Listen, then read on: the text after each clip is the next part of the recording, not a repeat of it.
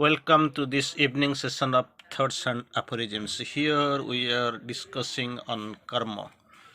The topic of discussion will be on if I can't be Rama, I would be Ravana. So, that will be the topic of discussion for this great evening, and it is taken from Thoughts and Aphorism from the specially karma portion. So, Sri Aurobindo quotes to that.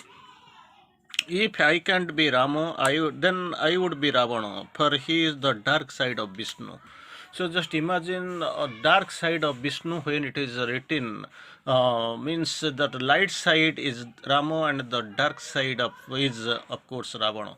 So we have seen entire Ramayana, Ramcharitamanas. Here we have seen the great story of Rama, Ravana, Sita, and all. So this session we have seen it is the dazzled side, the luminous side is Rama, and of course he has killed his doubtful counterpart Ravana. Most of the times it is written that Jaya Vijaya in the process of they are cursed, they got cursed. So they have taken birth as Ravana and Kumbhakarna to liberate them from their curse. From this curse, Ramachandra has taken incarnation. Of course, by the process of time, this Rama is going on 14 years exile, and Sita is getting stolen by Ravana, and finally we have seen that destruction of the great demon king Ravana. So here Sri Aurobindo quotes, if I can't be Rama, for any, if I can't be Rama, this dazzled side, the great incarnation. Of course, if I can't be, then naturally I would prefer to be Ravana, because Ravana is nothing but the light side, the luminous side. Ravana is the dark side of Vishnu.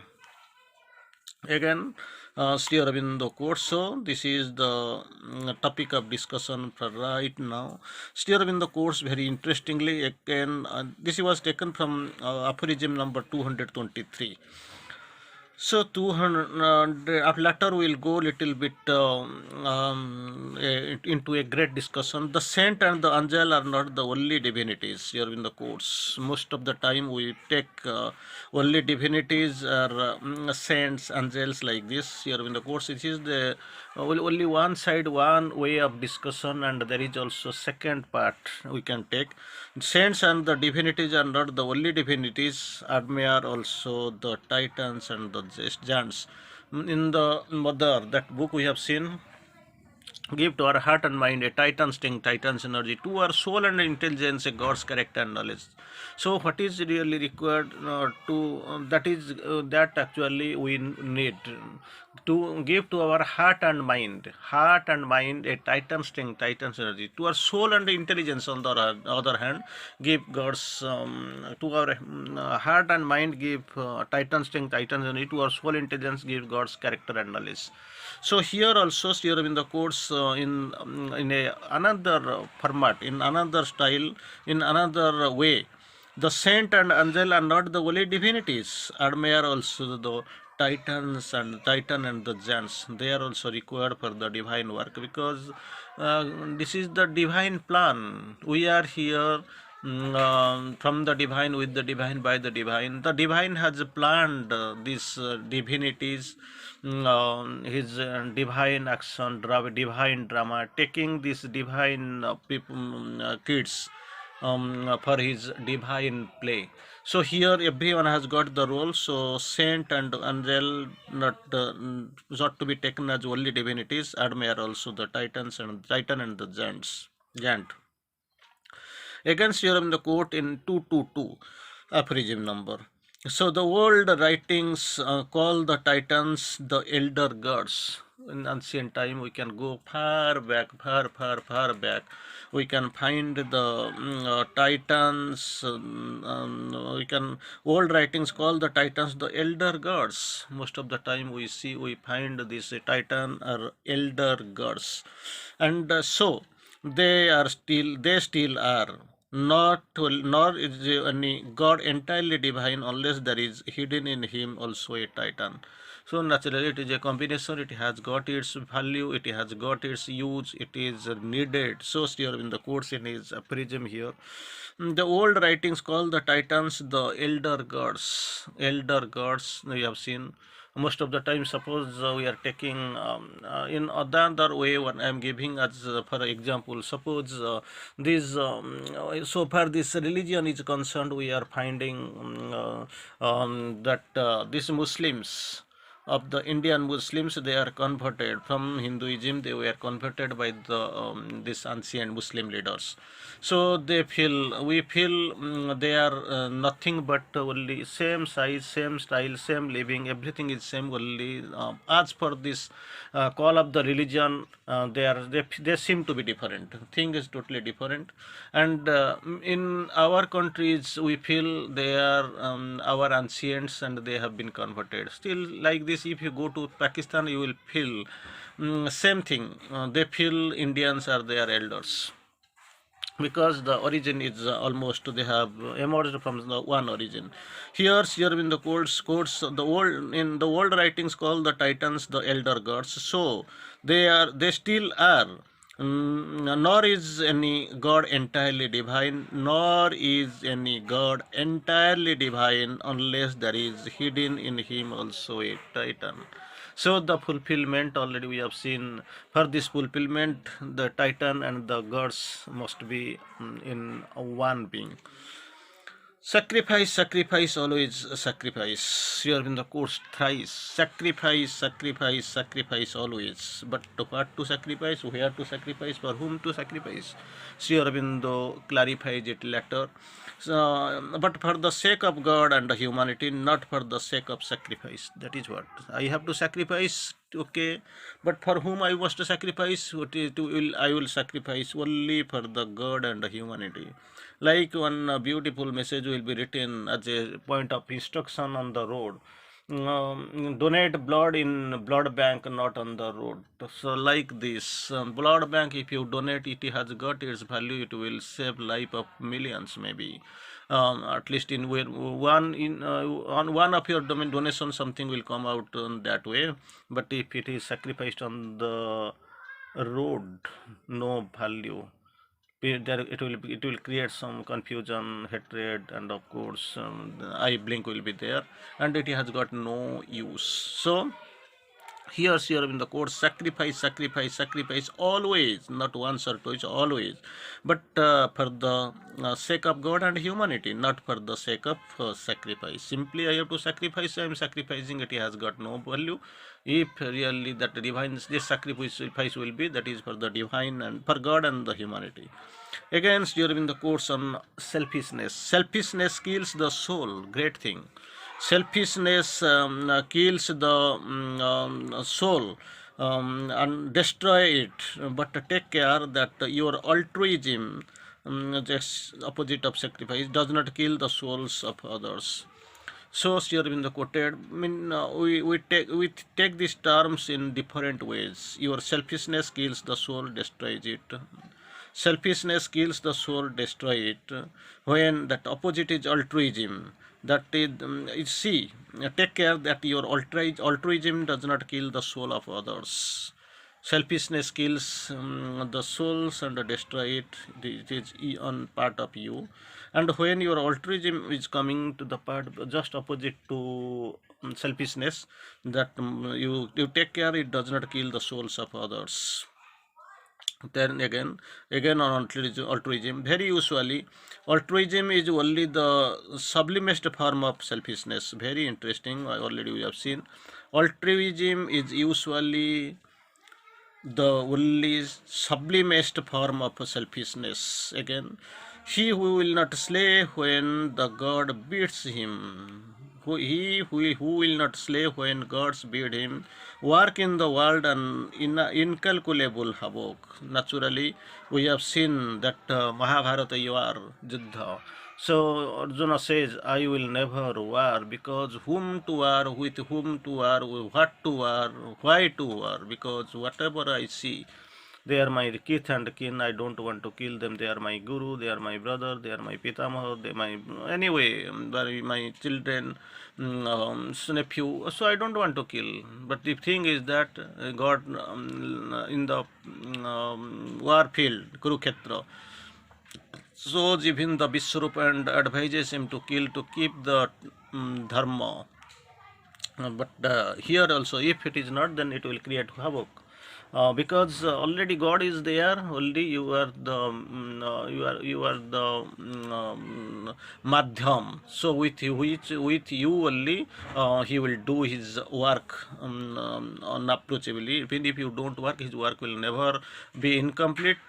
And finally, we have seen that Belarasana speech. Only that the chakra was cutting the heads from here to from here to there and from there to here. Nothing else, nobody else. So here in the course, he who will not slay when God beats him. Slay who will not slay when God beats him. Works in the world and incalculable havoc. That is what Sri Aurobindo quotes. Again, respect human life as long as you can. Very interesting, very fine suggestion. It is a very interesting line from Sri Aurobindo. Sri Aurobindo quotes, respect human life as long as you can, but respect more the life of humanity. Very interesting. We can know that is a great saying from Sri Aurobindo. Respect human life as long as you can. Very interesting. But human life and another one step forward, one or many steps forward, Sri Aurobindo has seen forward, as he has told everything in brief, but respect more the life of humanity. Against during the courts, men slay out of uncontrollable anger. Sometimes you have got anger, you could not control it. Some big harm has been done to you, so some people go and slay. Men slay out of uncontrollable anger, hatred, or vengeance. They kill, they slay for three things: uncontrollable anger, hatred, or vengeance. They will suffer the rebound now or hereafter. Naturally, as you sow, so you reap. So karmabad is there, tit for tat principle is also there. So you have slain out of uncontrollable anger, hatred, and vengeance, and they also suffer the unbound the rebound now or hereafter, or they slay to serve a selfish god coldly. Maybe Rajidin, they may slay to serve a selfish end coldly. God shall not pardon him. Maybe you see, whatever is there, to the same thing. Slain means the same fault you have done, you have committed an error. So what happens? First, let thy soul have known death for reality.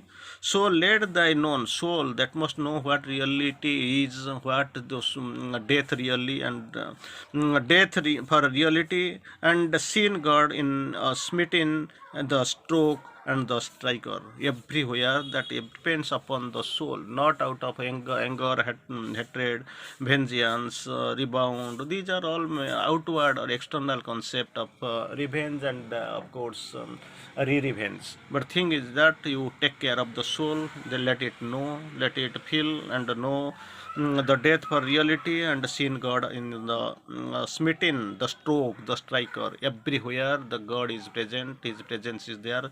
That must be understood and seen through the soul. Against here in the course, courage and love are the only indispensable virtues. Very interesting. Here in the course here, courage and love are the only indispensable virtues. Even if all the others are eclipsed or fall asleep, these two will save the soul alive. So these two must be there. Very interesting and a nice aphorism from Sri Aurobindo. Courage and love are the only indispensable virtues. Even if all the others are eclipsed or fall asleep, they are eclipsed or fall asleep. But also, you see, these two will save the soul alive. So these two great qualities you must have, somebody must possess, there is no doubt of it. Again, meanness and selfishness are the only sins, are only about the virtues Sri Aurobindo has quoted. Virtue, courage, and love. Here you can find sins also by quoted by Sri Aurobindo. The two same two. Same way he has actually described two terms, two characteristics like meanness and selfishness. They are only the sins that I find it difficult to pardon. These two, if somebody is possessing, then naturally Sri Aurobindo quotes, that I find it difficult to pardon, yet they alone are almost universal. Wherever you find these two qualities, two characteristics are common, almost common. Meanness and selfishness, these are the sins. It is not to be pardoned, it may not be pardoned. Therefore those all must not be hatred, all must not be hated in others.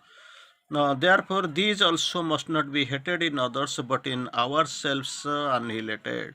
So it will be not only naturally, it will be hated, annihilated. In us it must be annihilated, in others it must be hated, because these two slay the living soul.